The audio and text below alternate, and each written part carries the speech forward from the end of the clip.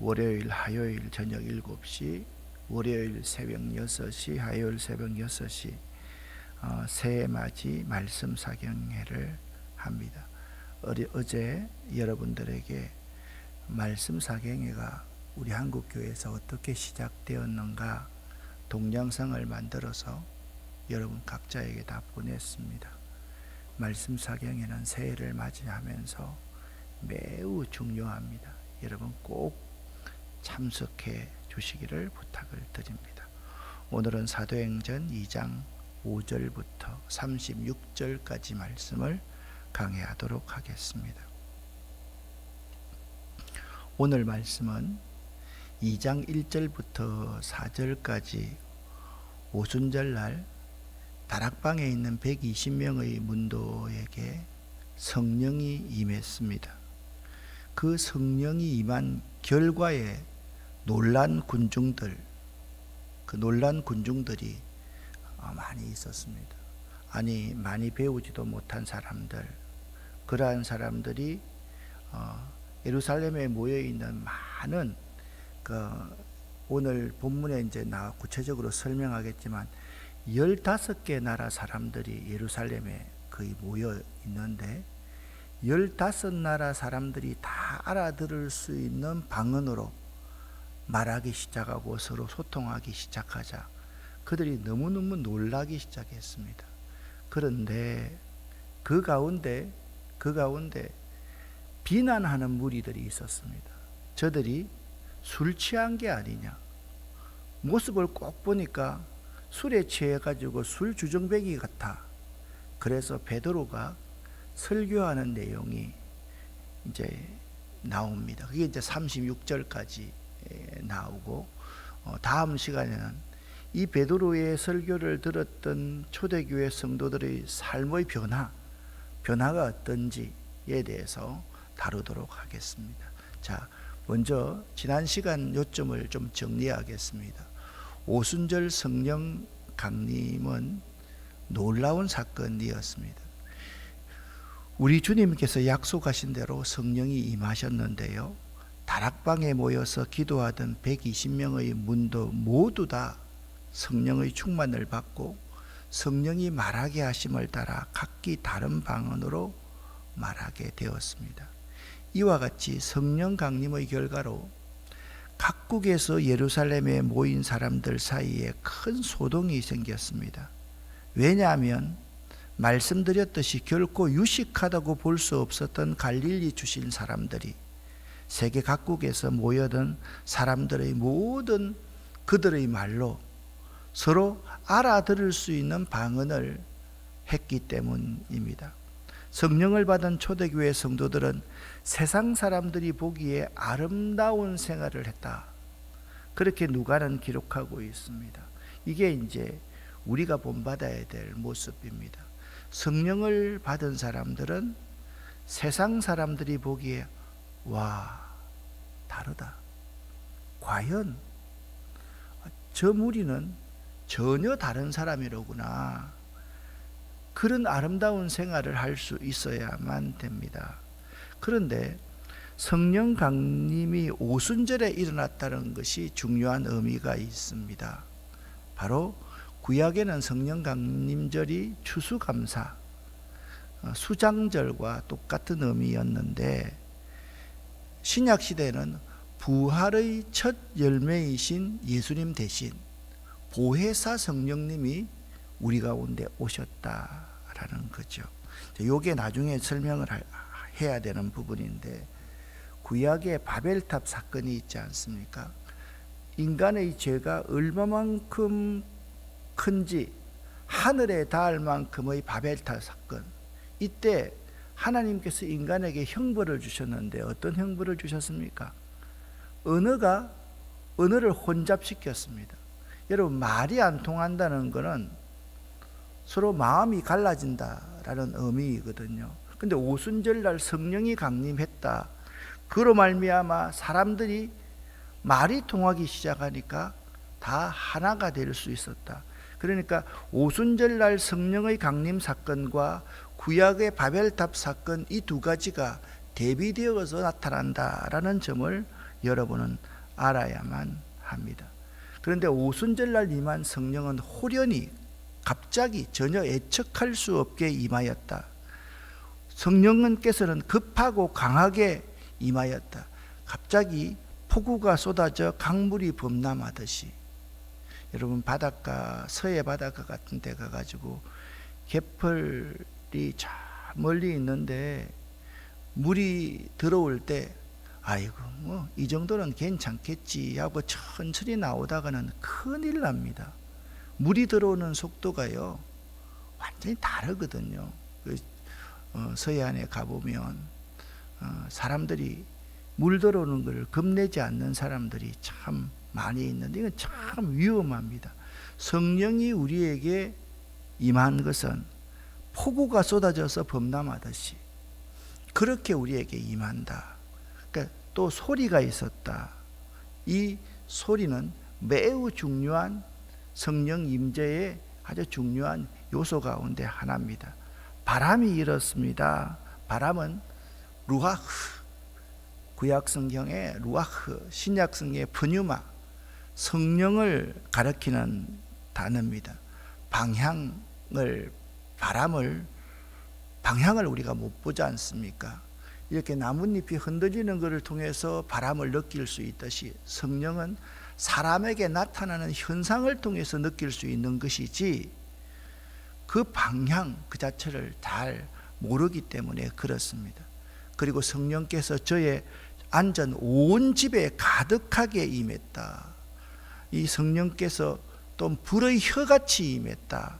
그러니까 불의 바람으로 불의 혀같이 일었다는 것은 이 성령께서 드러나게 역임재 하나님의 임재를 우리에게 잘 보여주는 사건입니다.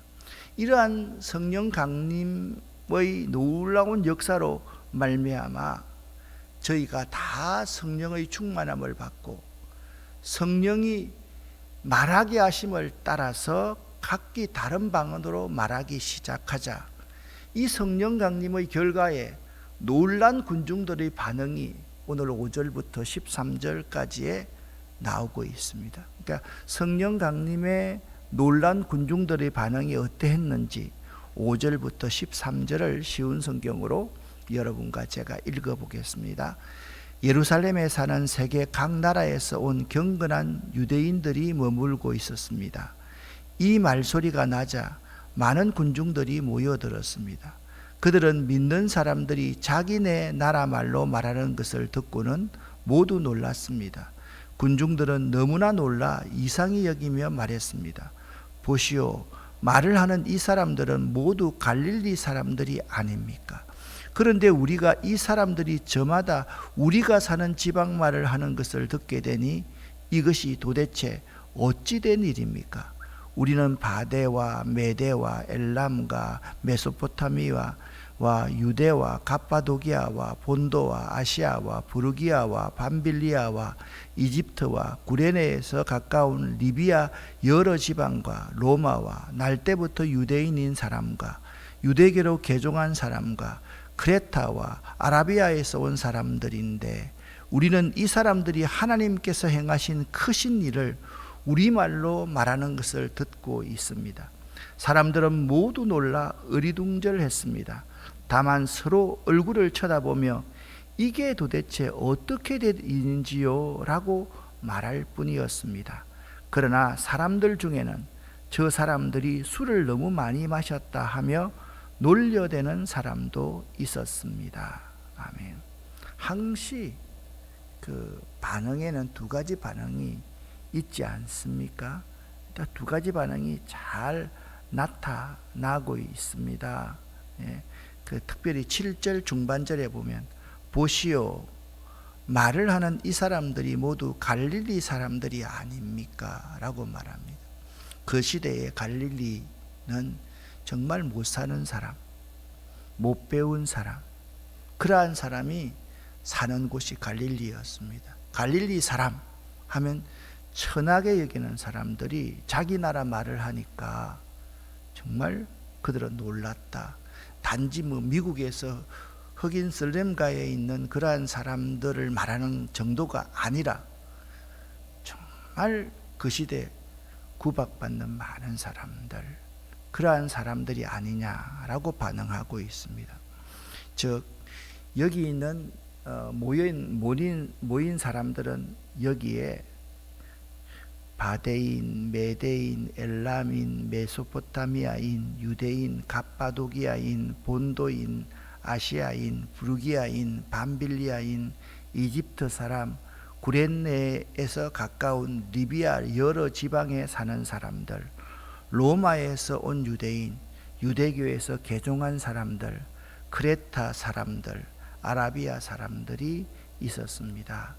그런데 120명이 다 성령의 충만함을 받고 성령이 말하게 하심을 따라 다른 방언으로 자기 나라 말을 하기 시작하자 각국에서 온 이 15나라에서 온 큰 무리는 각기 자기 나라 방언으로 제자들이 말하는 것을 듣고 소동하여 크게 놀라고 기이 여겼다라고 말씀하고 있습니다.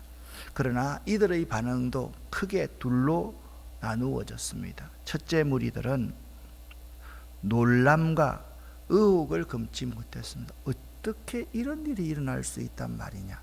그게 첫째 무리들의 반응입니다.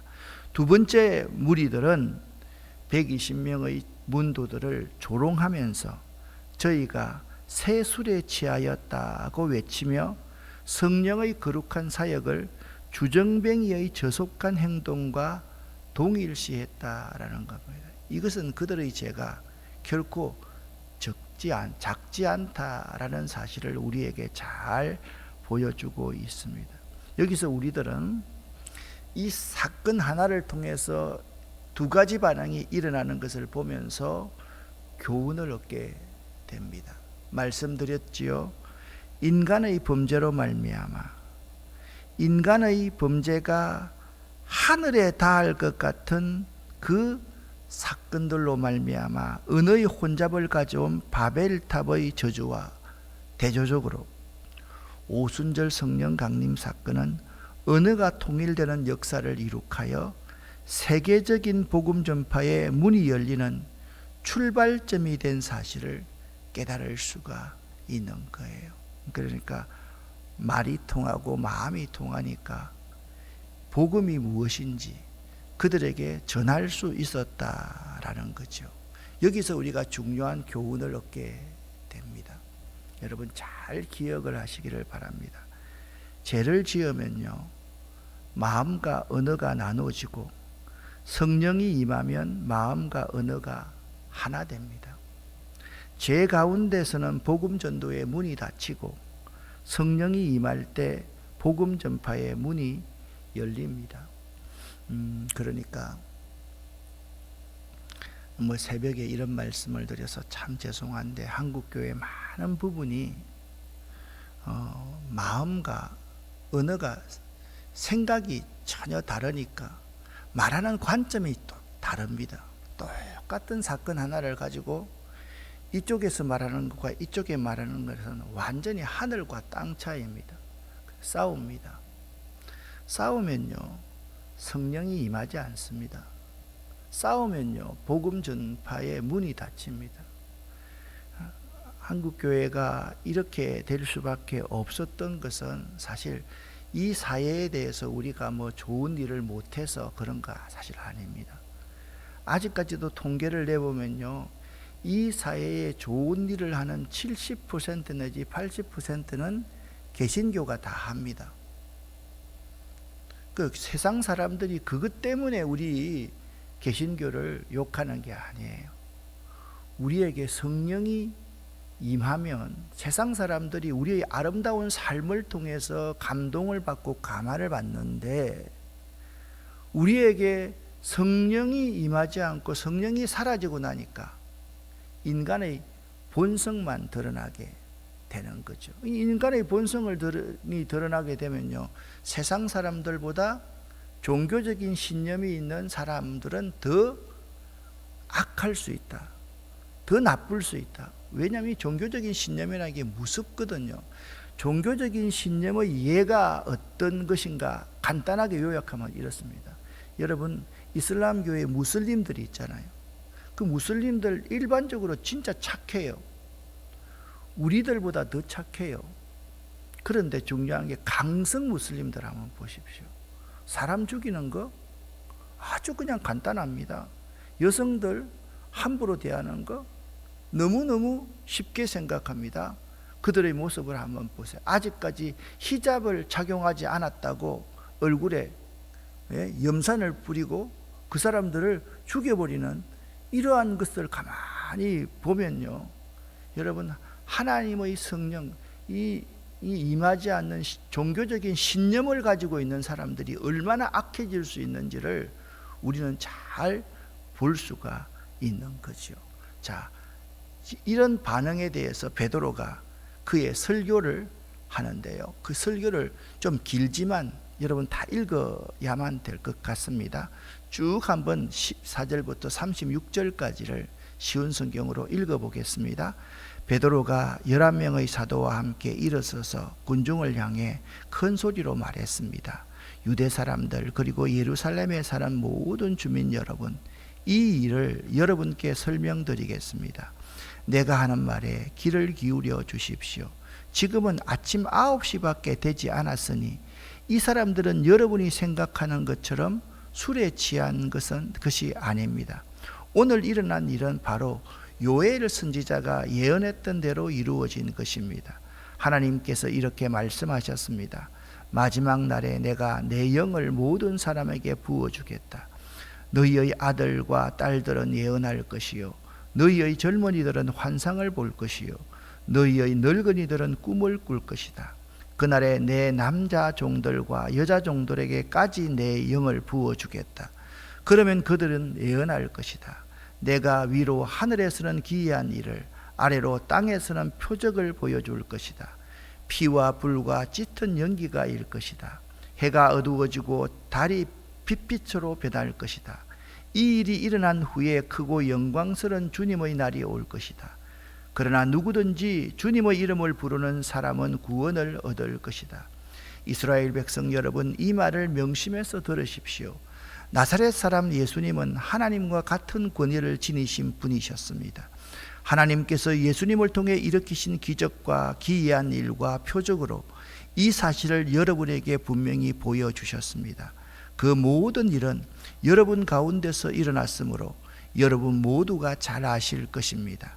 이 예수님은 여러분에게 넘겨졌고 여러분은 악한 사람들의 손을 빌어 예수님을 십자가에 못 박아 죽였습니다.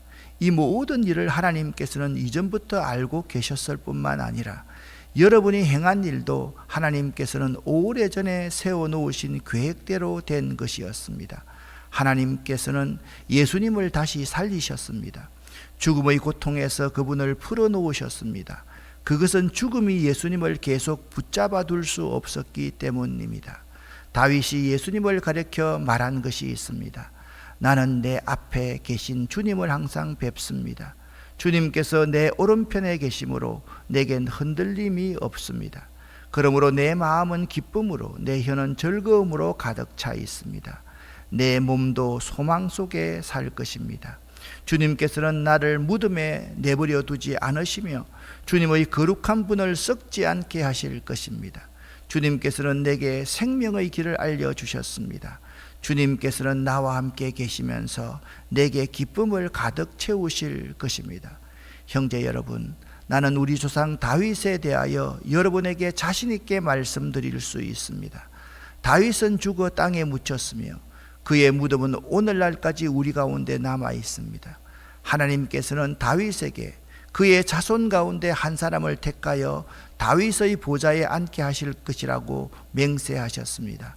다윗은 예언자여서 하나님께서 맹세로 약속하신 이 내용이 무엇을 가리키는지 잘 알고 있었습니다. 다윗은 이 내용을 미리 알고서 그리스도의 부활에 대해 이렇게 말했습니다. 그분은 무덤에 계속 머물러 있지 않았고 그분의 몸은 썩지 않았다. 이 말씀대로 하나님께서는 예수님을 다시 살리셨습니다. 우리 모두가 이 일의 증인입니다. 하나님께서 예수님을 높은 곳에 올려 하나님 오른편에 앉히사 예수님은 하나님 아버지께서 약속하신 성령을 받아 지금 여러분이 보고 들은 것처럼 우리에게 부어 주셨습니다. 다윗은 하늘로 올라가 본 적이 없었지만 이렇게 말했습니다. 하나님께서 내 주님께 말씀하시기를 내 오른편에 앉아 있으라. 내가 내 원수들을 네 발 아래 둘 때까지. 그러므로 모든 이스라엘 백성이 분명히 알아야 할 것이 있습니다. 여러분이 십자가에 못 박은 이 예수님을 하나님께서는 주와 그리스도가 되게 하셨다는 사실입니다. 아멘. 여러분, 베드로의 설교 정말 대단하지 않습니까? 오늘날 이런 설교를 할 수 있다면 얼마나 많은 사람들이 감동을 받을 수 있겠습니까? 말씀드렸듯이 성령 충만의 결과로 나타난 120명의 문도들의 방언을 듣고 각국에서 온 사람들이 크게 놀라며 새 술에 취했다고 조롱하자 베드로는 11사도와 함께 서서 소리를 높여 설교하기 시작했는데 그것은 소리를 높인 정도가 아니라 베드로의 외마디의 외침 같았습니다. 베드로는 때가 제3시이기 때문에 아침 9시이기 때문에 아침 9시에 어떻게 이 많은 사람들이 술을 먹을 수가 있습니까? 술 취한 것이 아니라고 강조했습니다. 둘째, 모두가 방언으로 말하면서 하나가 된 것은 요엘 선지자의 요엘서 2장 28절부터 32절에 예언한 것의 성취된 결과라고 강조했습니다. 셋째, 베드로는 시편 16편 8절부터 11절에 나오는 다윗의 말을 인용하여 예수님의 죽음과 부활은 예수님께서 메시아이심을 증명한 것이라고 설교했습니다. 즉 하나님께서 예수님을 다시 살리셨으며 자신들은 모두 그것 사실의 증인이다 라고 강조했습니다. 그리고 나서 베드로는 하나님이 오른손으로 예수님을 높이심에 그가 약속하신 성령을 아버지께 받아서 너희 보고 듣는 이것을 부어주셨느니라고 증거하면서 자신들의 방언이 성령 충만의 결과임을 설교했습니다. 넷째, 결론적으로 베드로는 시편 110편 1절을 인용한 후에 죽음과 부활을 거쳐 승천하신 예수님께서 현재적으로 하나님과 동등한 권위를 누리고 계시는 주와 그리스도이심을 강조했습니다. 너희가 십자가에 못 박혀서 죽었던 예수가 부활하셔서 하나님께서 우리에게 보내신 그 뜻을 이루셨으니 그분이 주와 그리스도가 되셨다라고 말씀했습니다. 여러분, 여기서 참 중요한 내용이 있습니다. 누가복음과 사도행전의 저자 누가는요, 이 사도행전에 모두 베드로의 설교를 9번씩이나 기록해 놓고 있다라는 겁니다. 자, 여기 1장, 2장, 3장, 4장, 5장, 그 다음에 6장, 7장은 하고 8장, 10장, 11장, 15장. 이 베드로가 설교하는 이 설교를요, 이방인 저자 누가가 9차례나 기록했다라는 것은 누가가 보기에는 이방인에게 복음을 전하기 위한 가장 좋은 방법이 설교였다라는 것입니다. 오늘날 믿지 않는 자들에게 복음 전파의 가장 효율적인 방법은 설교입니다. 왜냐하면 설교는요, 무리가 들으려고 옵니다. 그러면 우리가 이 구원의 놀라운 소식을 준비했다가, 자, 여러분 한번 생각해 보십시오. 베드로가 구약의 시편의 기사와 요엘서 기사를 딱 예언을 하고 있는데 베드로가 그거 다 외워서 했을까요? 저는 그런 생각해 봅니다. 베드로가 그 외워서 한 것은 아닐 거라고 생각합니다. 베드로가요, 그 자료를 많이 못 배운 사람 아닙니까? 그 자료를요 다 뽑아서 베드로가 오늘날로 말하면 원고 설교를 했을 거라는 겁니다. 설교 준비에 최선을 다하지 않으면 안 됩니다. 오늘날도 마찬가지입니다. 믿지 않는 사람들이, 세상에 믿지 않는 사람들이 교회에 와서 복음을 전할 수 있는 가장 중요한 기회가 목사의 주일 설교일 겁니다. 새벽 기도에 그 사람들이 나올 리가 없고요. 그러면 목사들은 설교 준비에 최선을 다하지 않으면 안 된다라는 것입니다. 이 설교는요, 복음적이어야 하고 성실하게 준비해야만 하고 기도로 준비해야만 하고, 설교는요 자신의 말이 아닌 설교자는 대언자입니다. 그래서 설교하는 사람들이 어떨 때 보면 영화 한 편 내놔놓고 소설 한 편 내놔놓고 그걸 계속 해석하면서 성경을 있잖아요, 그냥 인용하는, 갖다 붙입니다. 주 이야기가 다른 이야기입니다. 영화입니다. 소설입니다. 예화입니다. 하나님의 말씀이 거기에 양념으로 들어갑니다. 그것은 설교라고 말할 수가 없습니다. 그리고 설교는 대상이 분명해야만 합니다. 설교는 예수 그리스도가 이 땅에서 살아 역사하는 예수 그리스도의 다른 분이라는 사실을 알고 우리는 설교 준비를 최선을 다할 수 있어야 됩니다. 마지막입니다.